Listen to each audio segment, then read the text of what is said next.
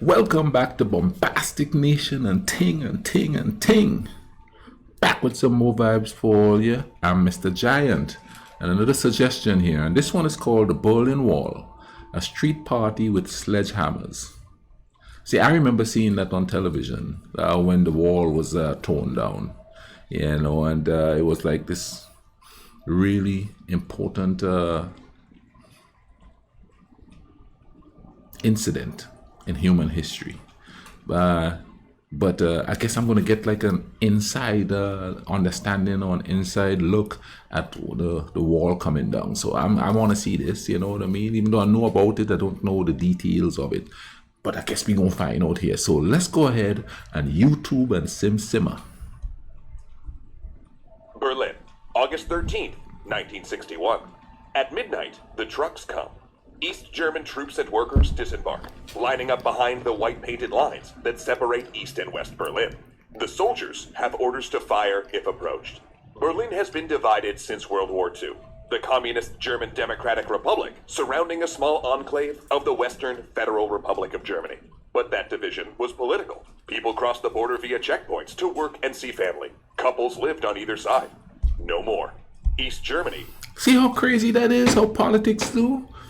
They like separate people. I mean, they draw that line down the middle there, and you know families got separated.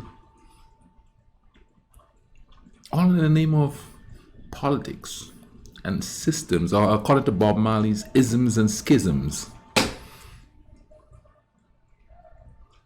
It's just crazy what we do, isn't it? Now, yeah, let's get going. Was suffering a brain drain. Too many people, doctors, lawyers, and professors fleeing to the west via the easy crossing. The embarrassment was becoming too much for the Soviets to handle. The soldiers string barbed wire. The workers tear up the streets. 4 days later, the first concrete slabs begin to arrive.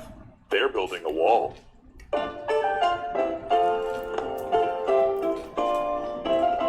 People leaving to find a better life. This No, episode is stop sponsored them! by World of Tanks. Download the game on PC at the link below and use the invite code CheckpointC to claim your $15 starter pack. 28 years later, the wall still stands. On one side, it's filled with color, graffiti, political slogans, and art. On the other, bare concrete. It's 12 feet high, 4 feet wide, and 87 miles long. It encircles the city, a political island only linked to West Germany by rail, road, and air corridors. But the wall itself is only one obstacle.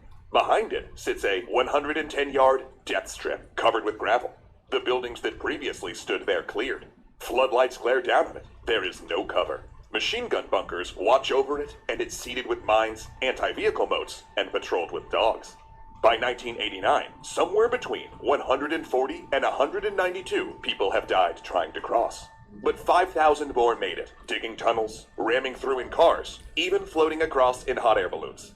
The wall had become a fact of life. West Berliners considered it a good place to find parking. Pubs nearby featured nostalgic photos of West and East Berliners clinking steins over the barbed wire. And rock musicians, from Genesis to Springsteen to Bowie, hold concerts close to it so those over the wall can hear. The wall, people think, will not fall anytime soon. And some in the West even say it shouldn't. That reunification would be too expensive, that the number of East German refugees would wreck the economy. Kennedy had declared himself a Berliner, and the wall did not fall. Reagan challenged Gorbachev to tear it down, and the wall did not fall. And as the new president George H.W. Bush comes into office, he's decided to focus on Asia, deeming European problems too static. Nothing will change there. But in reality, the wall is about to come down, and the people who would destroy it are mostly unknown in the West. Groups of middle-range communist officials and leaders of Eastern Bloc nations. Some looking to sabotage the Iron Curtain, some hoping to maintain it. But in the end, the wall would fall by accident. June 1989. By accident? Germany is in trouble. In fact, communism is in trouble in general. Nearly bankrupt from a multi-decade arms race and supporting proxy conflicts around the globe. Battered from its invasion of Afghanistan and its image tarnished by the Chernobyl disaster. The Soviet Union needs change. Its new leader, Mikhail Gorbachev, comes to power with two new ideas. A new economic and social policy called Perestroika, which introduced market elements and other Perestroika. reforms Remember to the that socialist word. model. And also Glasnost, a new openness of government. Glasnost. He's hailed as a peacemaker all over Europe, especially after negotiating with Reagan to eliminate a whole class of nuclear weapons. He also talks about giving the governments of the Eastern Bloc countries a freer hand. No one quite believes him at first. The USSR had previously intervened to crush opposition movements in countries like Hungary, Poland, and Czechoslovakia. But the nations of the Eastern Bloc soon realize he's genuine. It starts to snowball. Poland holds its first free elections in June 1989, kicking out most of the communists and sweeping in the opposition Solidarity Party. In Hungary, the Central Committee picks a Harvard-trained economic minister, Miklos Nemeth, to be prime minister. They know he's reform-minded, but if his reforms fail, well, he'll make a pretty good scapegoat. But Nemeth secretly believes that even a reformed communist state will be on economic life support. He wants Hungary to join the West, and crucially, he wants to do it before the rest of the Eastern Bloc, so Hungary gets a few years of special treatment and development aid. To make that a reality, he has to bring down the Iron Curtain and be seen doing it. And the easiest way to do that is trigger a flood of East German refugees. He announces on television that it's become too expensive to maintain and fortify Hungary's border with Austria. International news watches as Hungarian officials switch off the electric fence. In a meeting with Gorbachev, Nemeth has telegraphed this move, asking whether the USSR would intervene. Gorbachev says no. But the flood of Eastern German escapees didn't arrive, so Nemeth pushed it further. He announces a picnic, a pan-European picnic, where Hungary would open a gate and allow visitors from Austria to cross and join the fun. A sign of thawing tensions. A ruse for a great escape.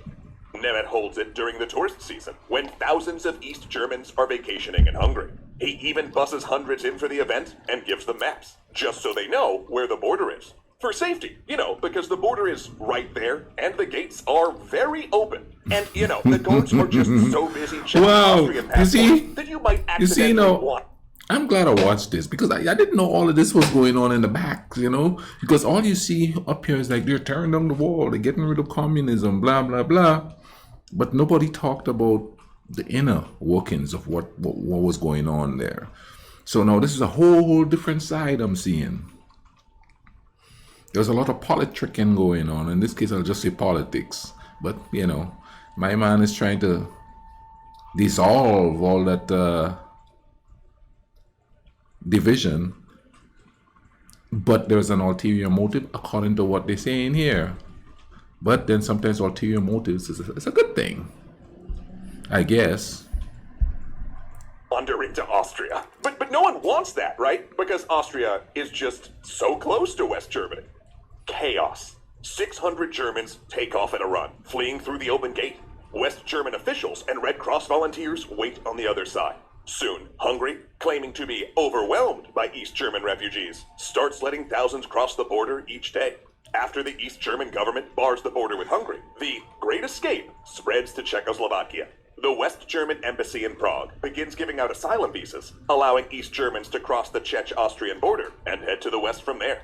By November 9th, 250,000 have fled East Germany. 30-mile traffic jams snarl the Autobahn, and mass protests calling for democracy, economic reform, and especially the right to free travel explode in Leipzig and East Berlin. But the hardline East German leader, Erich Honecker, the man who built the wall and who controls the Stasi, one of the most feared secret police forces in the world, refuses to make reforms. When Gorbachev visits Honecker in Berlin, a crowd gathers, chanting, "Gorby, save us! Gorby, save us!" It was the moment Honecker's subordinates have waited for. They vote him out in a coup, planning to save East Germany through reforms that will keep the state running and them in power. And the first thing on the agenda, a new travel law. November 9th, 1989, a press conference in East Berlin. Gunter Schabowski, a Communist Party boss, reads the press briefing on live TV. He doesn't realize that this speech, unrehearsed and unscripted, will do what no speech by president or pope has ever accomplished. It will bring down the wall.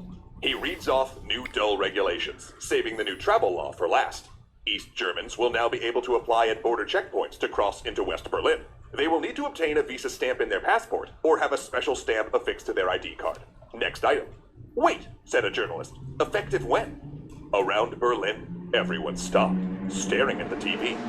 Now, the press release was supposed to be dated the next day, November 10th. The idea was that people would line up in an orderly queue to get their visas. And if Schabowski had known that, and said so, maybe that's what would have happened. But instead, he just shuffled the paper, found the wording, shrugged, and said, as far as I know immediately, no delay. East Berliners stood stunned. Then they went, dropped what they were doing, and left. Closed shops, left telephone switchboards, snatched up passports, and thronged the checkpoints. The first woman in line at Checkpoint Charlie, crossing to the former American sector, wore a coat thrown over her pink bathrobe. She still had curlers in her hair. They insisted the guards let them cross. Shabovsky had said they could on TV. Immediately, without delay. Panicked, the border guards went into their lighted control booths and tried to dial party officials for confirmation. There were thousands of people outside, but Shabovsky had gone home, unaware of the firestorm he'd created. Most of the party leaders were at the opera, so after a few hours, the border guard shrugged. Okay, open up. The first people through the wall didn't walk. The surging crowd carried them, and they were met by West Germans holding flowers and champagne. A spontaneous party started. Boom boxes and pop music. East and West Germans kissed, climbed the wall, and led chants to tear it down. And they were climbing both sides now, the colorful and the blank. Hammers and chisels came out. People took turns pecking at the surface. It was wild, and it went on for days. Woodstock with sledgehammers. The Cold War ended. See, people, man, you can't, for so many years, I guess they were talking about it and voicing the opinion. And, I don't know why it didn't happen before. But once my man said the word, it was on. You know what I mean? And from what I'm seeing here, it wasn't the intention to tear it down. It's just that, well, man, so many of us want to go back and forth. Let's just get rid of that. And what would they have done? Send the troops in and just shoot people down? Then there would have been a whole international incident thing there. You know what I mean? The rest of the world would be like, no, So once people start chiseling at that wall, and it snowballed, there was no stopping them. Not with nuclear annihilation, but a street party.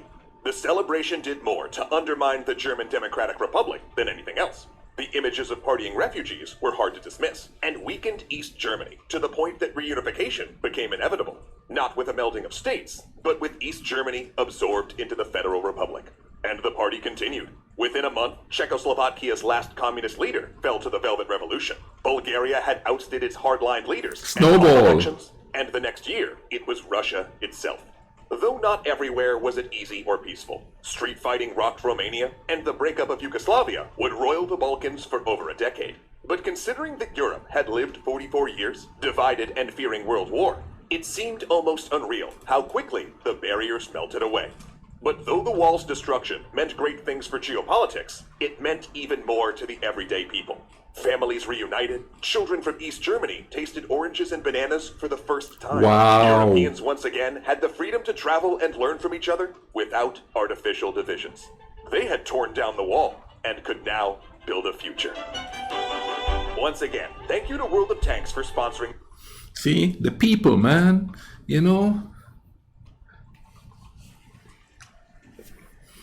we sure could take a lot before we react to things, you know what I mean? But the people did it, you know what I mean? They just went in there and took care of business. That's a long time to be separated. But, you know what I mean, it got done and stuff like that. I'm going to leave a link in the description to this video. Go check it out without me stopping and talking and stuff like that. And thanks again for suggesting this. I learned a lot more than I know. I didn't realize there was all that. I knew there had to be, but the extent of the politics that was played to start the snowballing of not just the wall, but all the other countries in that block to start changing. Yeah, that's pretty cool. Now, I'm not saying one system is better than the other. I think all systems would work except for man, man want power, and there's greed, so he corrupt the system, any system. But listen, man, you go out there, meet a stranger, understand the stranger, take care of each other, cool runnings.